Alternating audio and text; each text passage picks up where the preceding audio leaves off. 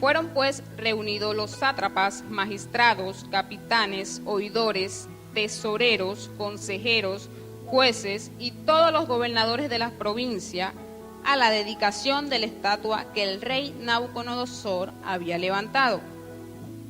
Y estaban en pie delante de la estatua que había levantado el rey Nabucodonosor. Y el pregonero anunciaba en alta voz: mándase a vosotros, oh pueblos, naciones y lengua, que al oír el son de la bocina, de la flauta, del tamboril, del arpa, del salterio, de la zampoña y de todo instrumento de música, os postréis y adoréis la estatua de oro que el rey Nabucodonosor ha levantado. Y cualquiera que no se postre y adore, inmediatamente será echado dentro de un horno de fuego ardiendo. Versículo 7. Por lo cual, al oír todos los pueblos el son de la bocina, de la flauta, del tamboril, del arpa, del salterio, de la zampoña y de todo instrumento de música, todos los pueblos, naciones y lenguas se postraron y adoraron la estatua de oro que el rey Nabucodonosor había levantado.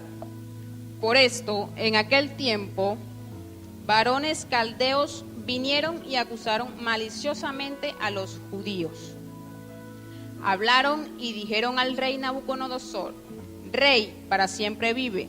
Tú, oh rey, has dado una ley que todo hombre, al oír el son de la bocina, de la flauta, del tamboril, del arpa, del salterio, de la zampoña y de todo instrumento de música, se postre y adore la estatua de oro.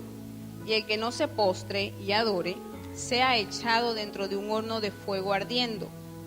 Hay unos varones judíos, los cuales pusiste sobre los negocios de la provincia de Babilonia: Sadrac, Mesac y Abednego. Estos varones, oh rey, no te han respetado, no adoran tus dioses, ni adoran la estatua de oro que has levantado. Entonces Nabucodonosor dijo con ira y con enojo que le trajesen a Sadrac, Mesac y Abednego. Al instante fueron traídos estos varones delante del rey. Habló Nabucodonosor y les dijo: ¿es verdad, Sadrac, Mesac y Abednego, que vosotros no honráis a mi Dios, ni adoráis la estatua de oro que he levantado? Ahora pues, ¿estáis dispuestos para que, al oír el son de la bocina, de la flauta, del tamboril, del arpa, del salterio, de la zampoña y de todo instrumento de música, os postréis y adoréis la estatua que he hecho? Porque si no la adoráis, en la misma hora seréis echados en medio de un horno de fuego ardiendo. ¿Y qué Dios será aquel que os libre de mis manos? Sadrac, Mesac y Abednego respondieron al rey Nabucodonosor diciendo: no es necesario que te respondamos sobre este asunto. He aquí nuestro Dios, a quien servimos, puede librarnos del horno de fuego ardiendo, y de tu mano, oh rey, nos librará. Y si no, sepas, oh rey, que no serviremos a tus dioses, ni tampoco adoraremos la estatua que has levantado. Entonces Nabucodonosor se llenó de ira y se demudó el aspecto de su rostro contra Sadrac, Mesac y Abednego, y ordenó que el horno se calentase 7 veces más de lo acostumbrado. Y mandó a hombres muy vigorosos que tenían en su ejército que atasen a Sadrac, Mesac y Abednego para echarlos en el horno de fuego ardiendo. Entonces estos varones fueron atados con sus mantos, sus calzas, sus turbantes y sus vestidos, y fueron echados dentro del horno de fuego ardiendo. Y como la orden del rey era apremiante y lo habían calentado mucho, la llama del fuego mató a aquellos que habían alzado a Sadrac, Mesac y Abednego. Y estos 3 varones, Sadrac, Mesac y Abednego, cayeron atados dentro del horno de fuego ardiendo. Entonces el rey Nabucodonosor se espantó y se levantó apresuradamente y dijo a los de su consejo: ¿no echaron a 3 varones atados dentro del fuego? Ellos respondieron al rey: es verdad, oh rey. Y él dijo: he aquí, yo veo 4 varones sueltos que se pasean en medio del fuego sin sufrir ningún daño. Y el aspecto del cuarto es semejante a hijo de los dioses. Entonces Nabucodonosor se acercó a la puerta del horno de fuego ardiendo y dijo: Sadrach, Mesach y Abednego, siervos del Dios Altísimo, salid y venid. Entonces Sadrach, Mesach y Abednego salieron de en medio del fuego, y se juntaron los sátrapas, los gobernadores, los capitanes y los consejeros del rey, para mirar a estos varones. Como el fuego no había tenido poder alguno sobre sus cuerpos, ni aun el cabello de sus cabezas se había quemado, sus ropas estaban intactas y ni siquiera olor de fuego tenían. Entonces Nabucodonosor dijo: bendito sea el Dios de ellos, de Sadrach, Mesach y Abednego, que envió su ángel y libró a sus siervos que confiaron en él, y que no cumplieron el edicto del rey, y entregaron sus cuerpos antes que servir y adorar a otro Dios que su Dios. Por lo tanto, decreto que todo pueblo, nación o lengua que dijere blasfemia contra el Dios de Sadrach, Mesach y Abednego sea descuartizado y su casa convertida en muladar, por cuanto no hay Dios que pueda librar como este. Entonces el rey engrandeció a Sadrach, Mesach y Abednego en la provincia de Babilonia. Ese mismo Dios es tu Dios y mi Dios. Amén. Dios honra a quien lo honra. Estos 3 jóvenes pudieron negar a nuestro Padre, pero no lo hicieron. Su esperanza estuvo hasta el final. Yo no creo que ellos le hayan demostrado al rey que estaban nerviosos, que tenían miedo, que estaban asustados, pues ellos sabían en quién estaban confiando. Así como usted y yo, el día que decidimos aceptar a Jesús, ¿verdad? Creímos en Él. Ahí nosotros, al dejar entrar al Señor Jesús a nuestros corazones, tenemos una esperanza.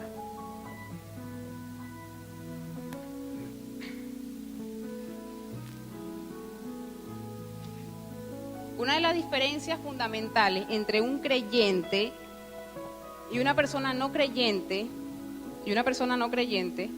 es que nosotros tenemos la esperanza de que siempre el Señor está con nosotros, sea la situación que sea por lo que estemos pasando, siempre tenemos esa esperanza que el Señor está con nosotros. En cambio, la persona que no ha creído en el Señor ni lo conoce, no tiene esperanza. Así como podemos escuchar en las calles acerca de nuestro país, que la gente no tiene esperanza en Dios. Su hablar en ningún momento nombra a Dios. En ningún momento nombra a Dios. Y no tienen fe, no tienen esperanza. Esto se lo trajo quien se lo llevó. Y así una serie de cosas que escuchamos en el autobús, en las universidades, en nuestros trabajos. Pero nosotros tenemos esperanza de que esto va a mejorar. ¿Cuánto lo creen?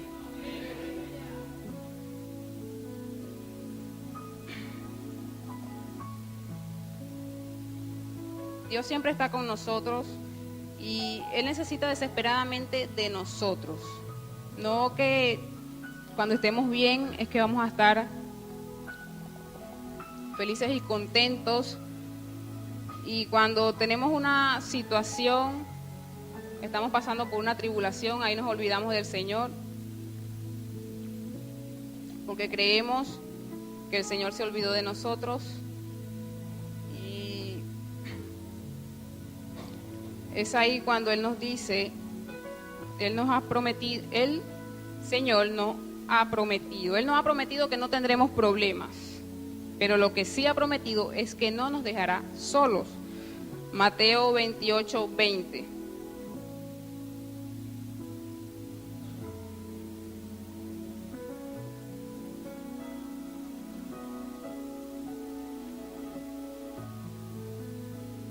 Mateo 28, 20, dice así: enseñándoles que guarden todas las cosas que os he mandado, y he aquí yo estoy con vosotros todos los días hasta el fin del mundo.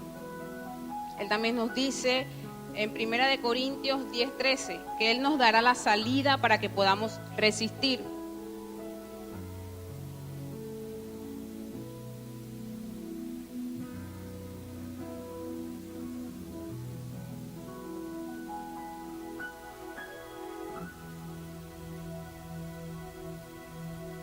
Primera de Corintios 10:13.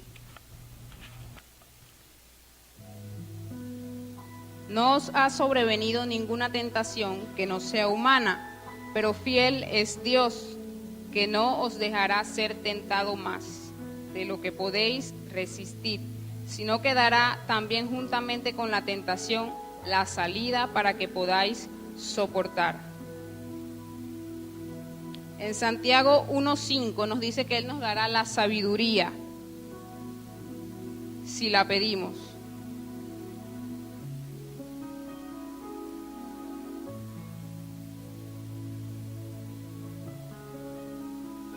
Santiago 1:5: y si alguno de vosotros tiene falta de sabiduría, pídala a Dios, el cual da a todos abundantemente y sin reproche, y le será dada.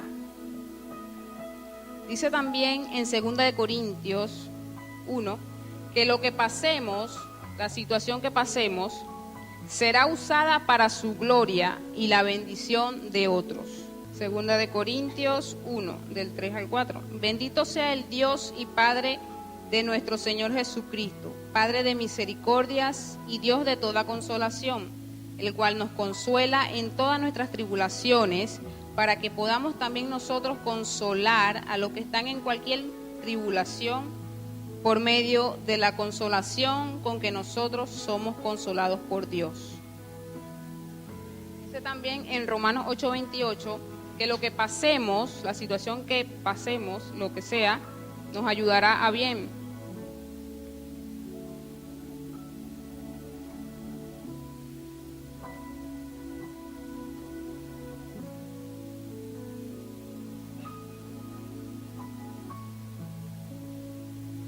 Y sabemos que a los que aman a Dios, todas las cosas les ayudan a bien. Esto es, a los que conformen a su propósito son llamados.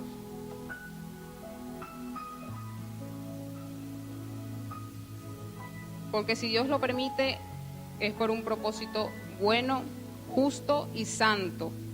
Romanos 12:2.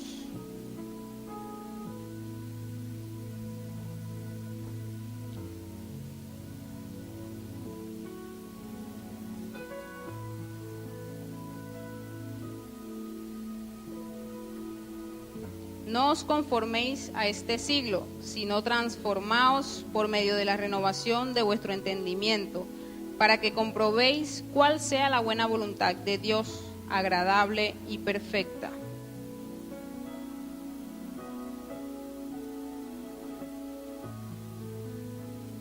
Salmos 62:5.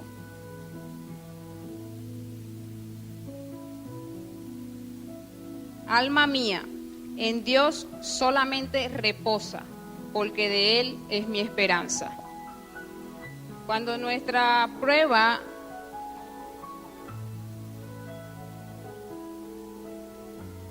cuando las pruebas que estamos pasando son muy fuertes, que nos preocupamos tanto y nos olvidamos que Dios es el único juez, el único justo. A veces somos creyentes, somos cristianos y a veces andamos como sin esperanza.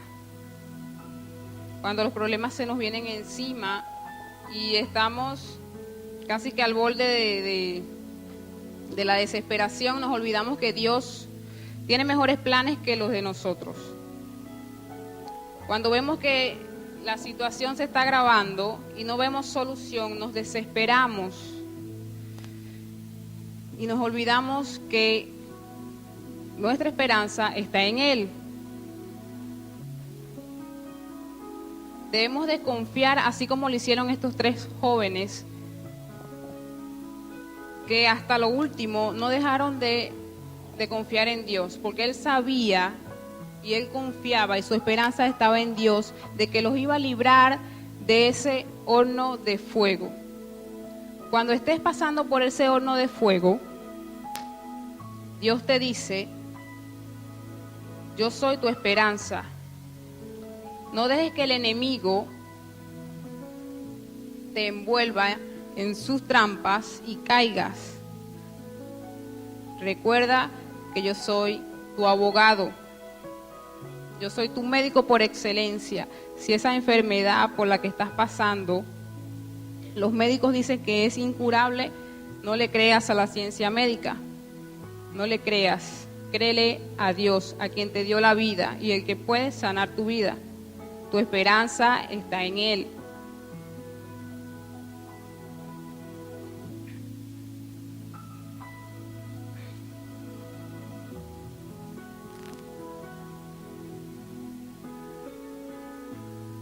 Sucede a veces que cuando nos toca pasar por situaciones muy difíciles en nuestras vidas,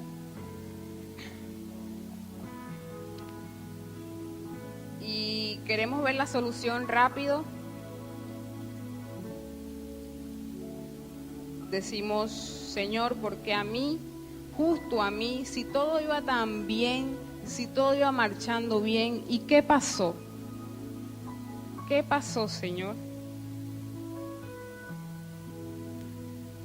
Dios tiene el control de su vida y de mi vida. Él sabe por qué nos hace pasar por esa tribulación. Pero no debemos dejar que el enemigo nos robe la bendición y que no nos permita que olvidar pues esa esperanza que tenemos en Cristo Jesús. Quiero que escuches esta historia acerca de un campesino que tenía algunos caballos que lo ayudaban en los trabajos de su pequeña hacienda. Un día su capataz le trajo la noticia que uno de los caballos había caído en un profundo pozo abandonado. Instantáneamente comprendió, con algo de tristeza, que sería extremadamente difícil y costoso sacar al caballo de allí. El campesino fue rápidamente hasta el lugar del accidente y evaluó la situación, asegurándose que el animal no se había lastimado mucho, pero por la dificultad y el alto precio para sacarlo del fondo del pozo, creyó que no valía la pena invertir en la operación de rescate. Tomó entonces la difícil decisión de decirle al capataz que sacrificase el animal, tirando tierra en el pozo hasta enterrarlo, allí mismo. Y así se hizo. Comenzaron a lanzar tierra dentro del pozo, tratando de cubrir al caballo, pero para sorpresa de todos, a medida que la tierra caía en el animal, éste se sacudía, la cual permitía que el caballo fuera subiendo. Los hombres se dieron cuenta que el caballo no se dejaba enterrar, sino que por el contrario, estaba subiendo hasta que finalmente consiguió salir. Hermano, que ninguna palabra ociosa destruya su vida, tu fe en Dios y tu futuro. El enemigo está atento a cualquier caída que tú tengas para echarte toda la tierra posible. No le permitas. Tienes que hacer como el caballo, sacudirte y sales a flote y no le des lugar al enemigo. Recuerda que tu esperanza está en Dios. Así tu situación sea la peor de todas, Dios sabe por qué lo está haciendo y por qué lo está permitiendo. No dejes de confiar en Él. Recordemos que el enemigo fue a matar, a destruir y no quiere verte feliz. Pero Dios te dice Mi propósito es darte vida plena y abundante.